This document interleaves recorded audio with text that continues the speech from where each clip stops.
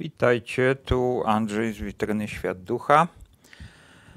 Chcę wam powiedzieć o tym, jak narcyz wyciąga energię ze swoich ofiar.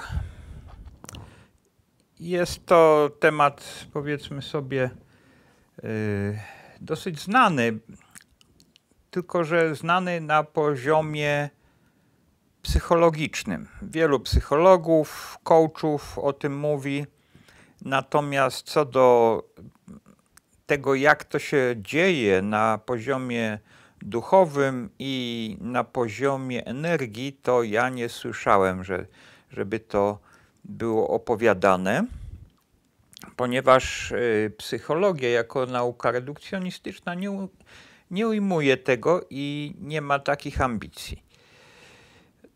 Chciałbym powiedzieć wam, jak narcyz się prezentuje, jak osoba, partnerka czy partner osoby narcystycznej, jakie ma nadzieje, jakie ma postawy w sobie, w duszy i jaki to efekt dla duszy tej osoby, partnera czy partnerki ma. Będę tutaj mówić o tym, że narcyz jest rodzaju męskiego, ale to nie znaczy, że zawsze tak musi być. Po prostu wiem, że wiele osób tutaj, wiele pań tego słucha, więc łatwiej będzie wam to przyjąć w ten sposób. Dobrze. Także pierwsza co, to powiem tak, że narcyz jest to nie jest tylko ten człowiek, którego widać, bo my widzimy ciało fizyczne, możemy się, że tak powiem, kontaktować z osobowością tego człowieka, natomiast tam jest o wiele więcej, jest dusza tego człowieka, która jest zwykle, no powiedzmy sobie, mocno zaburzona to raz, zmanipulowana i jeszcze do tego są ciemne siły, z którymi owa dusza ma współpracę. I tego się jakby nie bierze zwykle pod uwagę. Także psycholodzy w ten sposób nie podzielą człowieka, zresztą jest takie tabu jednorodności osoby ludzkiej, to znaczy, że człowieka trzeba rozpatrywać jako jedność, jednolitość, tak? Ale na szczęście to już się powolutku modyfikuje, te różne tam punkty widzenia psychologiczne już zaczynają to jakoś do tego dochodzić. Dalej, ofiara, czyli dajmy na to kobieta w związku z narcyzem, tak? I co przeżywa? Co przeżywa ofiara narcyza? Generalnie jest to wyciąganie energii. Narcyz jest takim żniwiarzem, takim systemem pobierającym energię i żeby móc pobrać energię, trzeba wyprowadzić z równowagi ofiarę. A więc ofiara będzie przeżywać zburzenie, drżenie ciała. Jak drży ciało, to energia odchodzi. Jak gniew jest, to jak przy gniewie człowiek się napina, a jak się napina, no to energia wylewa się, bo tak jak jest worek i dajmy na to wlejemy do niego wodę i zawiążemy i spróbujemy nacisnąć tak, żeby zdusić go, no to woda się będzie z niego wylewać. Podobnie i z człowiekiem, z aurą człowieka. Jak jest napięcie, to jest mniej energii. Fizjologowie wiedzą, że mięsień napięty ma mniej energii niż mięsień zrelaksowany. Także napinanie się powoduje też wyrzut tej energii. No a kto chce brać tą energię? No oczywiście ciemni, ci, którzy bez takiego zasilania energetycznego nie mogą przeżyć wręcz zgodnie ze swoimi pomysłami na życie. Dalej, jeszcze jest jedna wyższa energia, o wiele subtelniejsza, no nazwijmy to na energię. Jest to uwaga. Jedno z praw Huny mówi, że energia idzie za uwagą. Czyli uwaga jest czymś bardzo subtelnym i osoby manipulujące, narcystyczne bardzo starają się skupić na sobie uwagę. Dlatego, że jeżeli dusza osoby, partnerki skupi uwagę na narcyzie, no to od razu tam pośle energię. Od razu uwaga idzie, energia idzie. No i napisałem tak, żniwiarze mają żniwo wtedy. Po to ten film nagrywam, żebyśmy starali się zmniejszyć takie nawykowe działania naszych dusz, bo to dusze działają nawykowo. Jeżeli dusza nie jest poinstruowana, z kim ma do czynienia, jeżeli nie jest poinstruowana, jak ma się zachowywać, to będzie nawykowo, automatycznie tak działać, jak tamci grają, to ona będzie tak tańczyć. Chodzi o to, żebyśmy nie dali naszym duszom wejść w takie raniące związki, takie raniące relacje. Dobrze. I mam tutaj 5 przykładów, jak się zachowuje narcyz, na co ma nadzieję dusza osoby, która jest przy narcyzie i jaki to efekt daje dla duszy narcyza.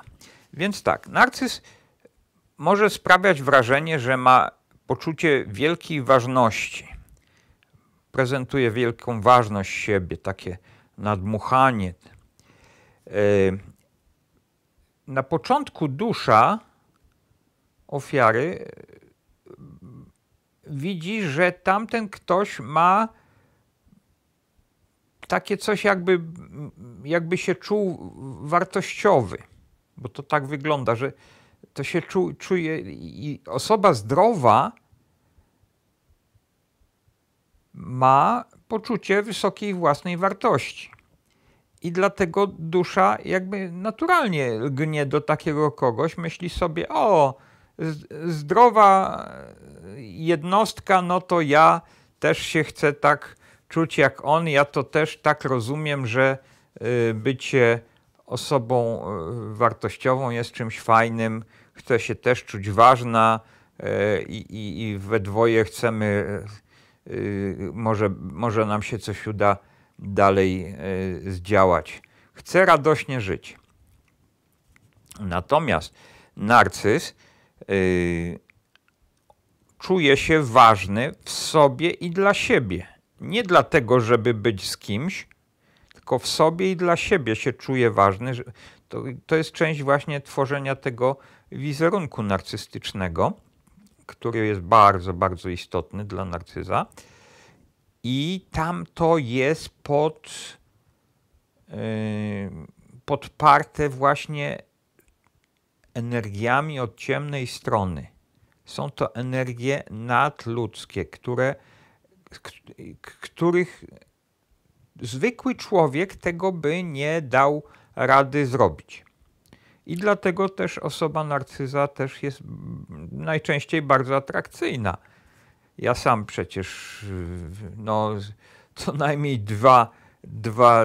dwie relacje z paniami miałem właśnie dlatego, że tam były właśnie te wspomagania po tamtej stronie i no to było naprawdę coś takiego emocjonującego. Moja dusza po prostu aż drżała. Ojejku, jak wspaniale, coś tam, nie? Natomiast na końcu jest coś takiego, że jest efekt dla duszy taki rozczarowanie. Ponieważ ten narcyz nie będzie chciał się jakby podzielić ważnością. i nie będzie chciał dać dostępu do uczuć. Będzie oczywiście prezentował tam różne przeżycia, takie zewnętrzne, wydarzenia, będzie opowiadał o wydarzeniach, ale już do uczuć nie da dostępu. Czyli jest rozczarowanie u ofiary, może być poczucie poniżenia, bo tamta osoba nie będzie chciała się podzielić, jak mówię, poczuciem ważności. Może nawet się poczuć upokorzoną, zdeptaną i to czujemy w duszy. To nie jest coś wymyślonego, tylko jest to głębokie przeżycie. Aż do czasami nawet przeżyć takich traumatycznych, takich jakby to, jak to można powiedzieć, traumy relacyjnej. Gabor Mate mówi, że jest to trauma przez małe t. No dobrze. Natomiast jeżeli by nie było tego wspierania, jak to mówię, nadludzkiego, to nasza dusza by nie ześwirowała, nie zwariowała i taką postawę takiego poczucia ważności siebie, jakbyśmy widzieli u kogoś, jeżeli to by była zwykła osoba, to można sobie było łatwo poradzić, wzruszyć ramionami. No co?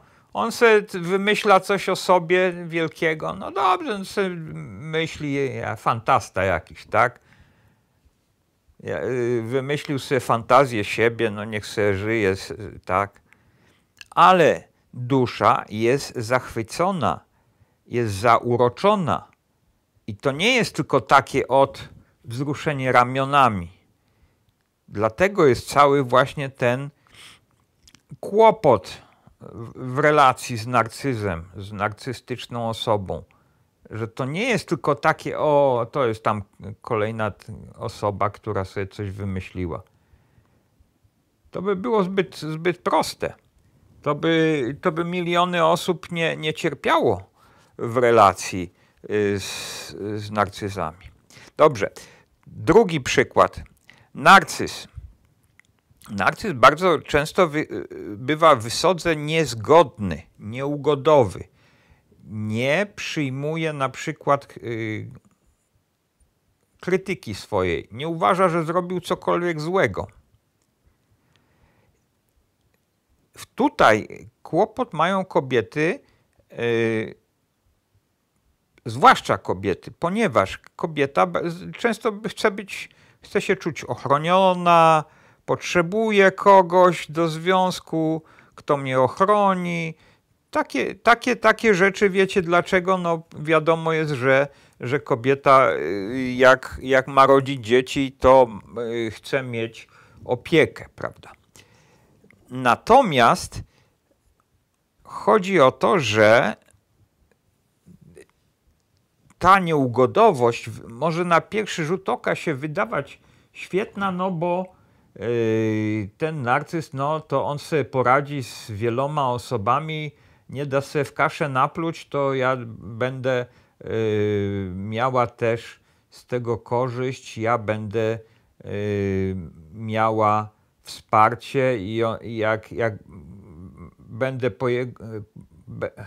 on będzie po mojej stronie, ja będę po jego stronie, to będziemy razem sobie świetnie radzić. Okazuje się, że ta niezgodność może dotyczyć również partnerki.